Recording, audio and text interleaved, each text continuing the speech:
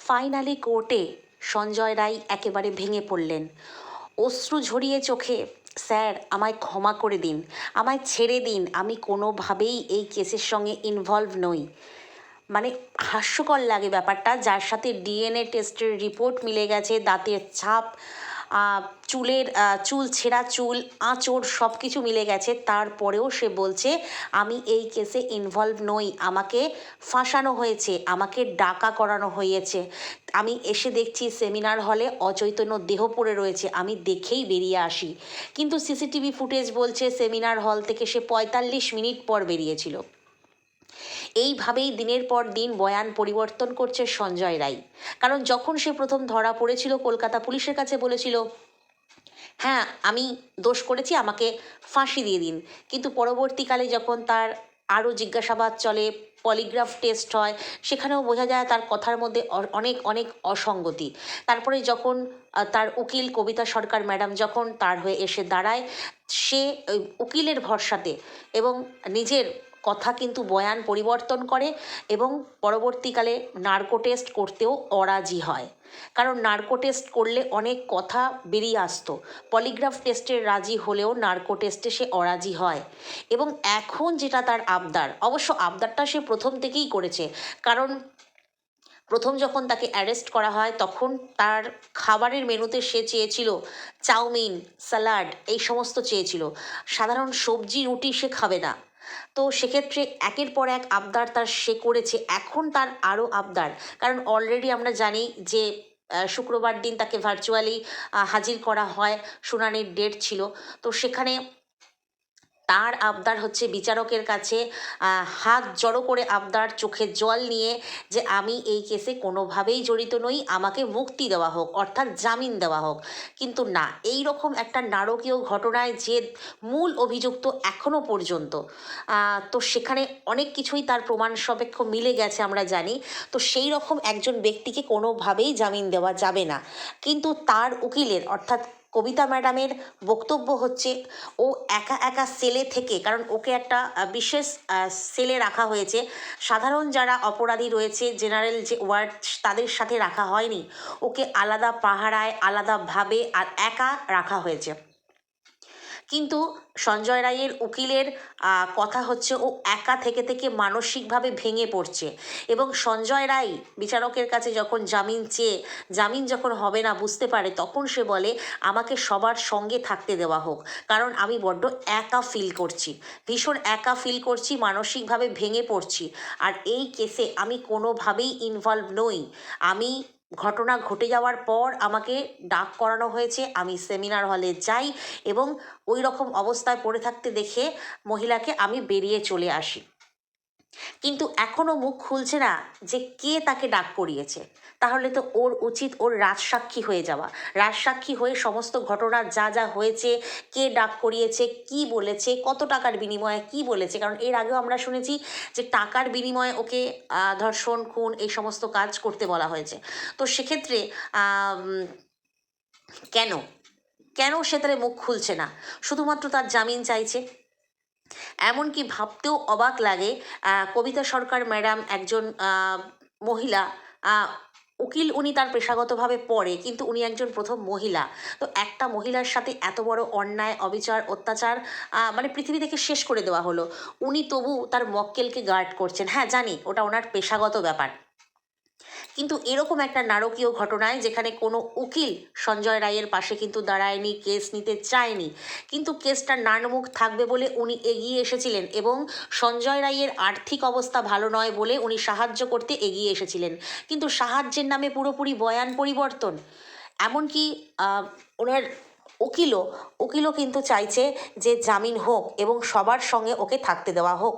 কিন্তু সবাই যে ধরনের অপরাধী তার চাইতে অনেক বেশি ক্রাইম করেছে কিন্তু সঞ্জয় রায়, এবং ওকে বিশেষ নিরাপত্তার মধ্যে রাখারও আরও অনেক কারণ রয়েছে। ঠিক সেই কারণেই কিন্তু ওকে স্পেশালভাবে আলাদা করে রাখা হয়, বিশেষ নিরাপত্তা দিয়ে রাখা হয় এবং সঙ্গে পাহারা দিয়ে রাখা হয়। হ্যাঁ, তো সেখানে ও কিন্তু জেনারেল যারা অপরাধী আছে সেইখানে থাকতে চাইছে। প্রশ্ন একটাই, কেন একা একা লাগছে, কেন মানসিক যন্ত্রণা হচ্ছে, কেন মানসিকভাবে ভেঙে পড়ছে? তাহলে কি অভয়ার কোনো একটা অশুভ আত্মা যাকে বলে, অতৃপ্ত আত্মা, অশুভ বললে ভুল হবে, অতৃপ্ত আত্মা।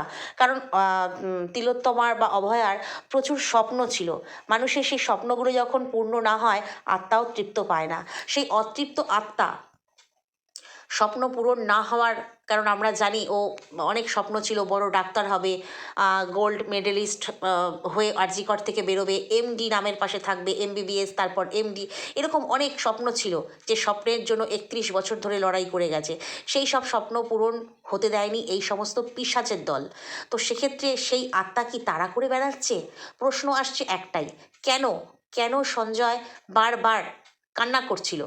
তাকে ভার্চুয়ালি শুনানির দিনে হাজির করা হয়, সে কিন্তু একদম মানে কাঁদতে কাঁদতে শুধু একটাই কথা বলে, আমাকে জামিন দিন, আমি একা থাকতে পারছি না, আমার একা থাকতে অসুবিধা হচ্ছে। অবশ্য যেই মানুষটি সকাল বিকাল রেড লাইট এরিয়াতে যায়, সে কি করে একা থাকবে? তার সেই জীবন, এত বছরের তার সেই কি বলবো, বেলেল্লাপনা জীবন, সেই জীবন থেকে একা এখন বন্দি, সে তো মানসিকভাবে ভেঙে পড়বেই, কারণ সে অভ্যস্ত ওই রকম জীবনধারাতে। তো সেখানে এই জীবনধারায় সে তো মানসিকভাবে ভেঙে পড়বেই। তো সিবিআইকেও ও কিন্তু সঞ্জয় রায় আর কি জানায় যে আমি কোনোভাবেই অপরাধী নই, আমাকে ফাঁসানো হয়েছে, আমাকে ডাকা হয়েছে, আমি এই কেসে কোনোভাবেই ইনভলভ নই। তো সিবিআইয়ের প্রশ্ন ছিল, এবং বিচারকও একই প্রশ্ন করেছেন যে তাহলে আপনি যখন দেখলেন ওই অবস্থায় মহিলাটি পড়ে রয়েছে, আপনি কেন বাইরে বেরিয়ে, যারা মানে পাহারা দেয় হাসপাতালে, যে ধরনের পুলিশ হাসপাতালে পোস্টিং থাকে, সেই পুলিশদেরকে আপনি জানালেন না? অথবা অদূরেই হচ্ছে টালা থানা, সেখানে কেন আপনি গেলেন না? আপনি তো একজন সিভিক ভলেন্টিয়ার, সেটা না করে আপনি চুপচাপ রাতের অন্ধকারে আবার বেরিয়ে এলেন কেন? উনি নাকি ঘাবড়ে গিয়েছিলেন। এইভাবেই গোছানো উত্তর কিন্তু সঞ্জয় রায় দিয়ে নিজের পিঠ বাঁচাবার চেষ্টা করছে। তাহলে প্রশ্ন থাকছে একটাই, ওনার হয়ে না কবিতা সরকার ম্যাডামও বারবার বলছে আমার মক্কেল দোষী নয়, আমার মক্কেলকে ফাঁসানো হয়েছে, আমার মক্কেল এই ধরনের কোনো অপরাধ করেনি, সে নিরপরাধ একটা ব্যক্তি। তাহলে ম্যাডামের কাছে এই প্রশ্নগুলো, এই যে ডিএনএ টেস্ট হয়েছে, আরও বিভিন্ন রকম দাঁতের ছাপের টেস্ট হয়েছে, তারপরে নখের যে টিস্যু সেটা পাওয়া গেছে, অভয়ার নখের ভিতরে এই সঞ্জয় রায়ের যে মানে আঁচড়ানোর দাগ, সেগুলো সমস্ত কিছু মিলে গেছে। দাঁতের বিভিন্ন জায়গায় যে কামড়, দাঁত দিয়ে যে কামড় অভয়ার শরীরকে ক্ষতবিক্ষত করেছিল, সেই দাঁতের ছাপের সঙ্গেও কিন্তু সঞ্জয় রায়ের মিলে গেছে। হ্যাঁ, পোস্টমর্টেমে কিন্তু আমরা জানি অনেক ক্ষতচিহ্ন উল্লেখ করা হয়নি, এমনকি শরীরের পিছনের অংশে কী কী ক্ষতচিহ্ন আছে বডির উল্টেও দেখা হয়নি। তো সেখানে এখনও পর্যন্ত সঞ্জয় রায়ের দাঁতের ছাপের সাথে কিন্তু মিলে গেছে। তো সেক্ষেত্রে সঞ্জয় রায়কে কীভাবে ফাঁসানো হয়েছে, কতটা ফাঁসানো হয়েছে, বা কে মূল অপরাধী, বা কে এই নারকীয় ঘটনা ঘটিয়েছে, আমরা কিন্তু কেউই জানি না, কিন্তু সবাই আমরা বিচারের আশায় আছি। তবে সত্যি ভাবতে অবাক লাগে যে এত বড় একটা পৈশাচিক নারকীয় ঘটনা ঘটে গেল, যেটা 2 মাস হতে চলল, সেখানে কিন্তু এখনও যে আসল অপরাধী এখনও পর্যন্ত সেটা খুঁজে পাওয়া গেল না। এইটাই ভীষণ অবাক লাগে যে এত বড় ঘটনা ঘটার পরেও যে মূল অপরাধী তাকে ধরা গেল না। তাহলে তো এরকম আমরা আকছার ধর্ষণ, হত্যা এখানে ওখানে আমরা শুনতে পাচ্ছি। সত্যি কি সেই মামলাগুলো মানে সেই অপরাধীরাও কি সঠিক শাস্তি পাবে, কঠোর থেকে কঠোরতম শাস্তি পাবে? কারণ এই যে এত বড় একটা ঘটনা, এই যে মানে দেশ মানে তোলপাড় করা একটা ঘটনা, তিলোত্তমার ঘটনা, সেই ঘটনাতে মূল অভিযুক্ত যে সে নাকি জামিন চাইছে, আরও অনেক অনেক আবদার করছে, যদিও সেই আবদার মানা হয়নি। 18ই অক্টোবর পর্যন্ত তাকে জেল হেফাজতেই রাখা হবে, এটুকু জানা গেছে, এবং আরও জিজ্ঞাসাবাদ হবে পরবর্তী শুনানিতে। তবে কান্নায় ভেঙে পড়েছে, একা থাকতে পারছে না, মানসিকভাবে ভেঙে পড়ছে। তো এইভাবেই তো কষ্ট বা এর চাইতেও বেশি কষ্ট দিয়ে তিলোত্তমাকে শেষ করা হয়েছিল। তখন মনে হয়নি যে তিলোত্তমার কষ্ট হচ্ছে, এখন নিজের কষ্টটাকে বড় করে তুলে কিনা জামিন চাই, স্পেশালভাবে থাকতে চাই, কিন্তু যেটা কোনোভাবেই সম্ভব নয়। এই দেশ উজাড় করা মানে তোলপাড় করা একটা ঘটনা, যেটা কোনোভাবেই সম্ভব নয় জামিনের, সেটা কিন্তু পরিষ্কার জানিয়ে দিয়েছেন কোর্ট পরিষ্কার জানিয়ে দিয়েছে।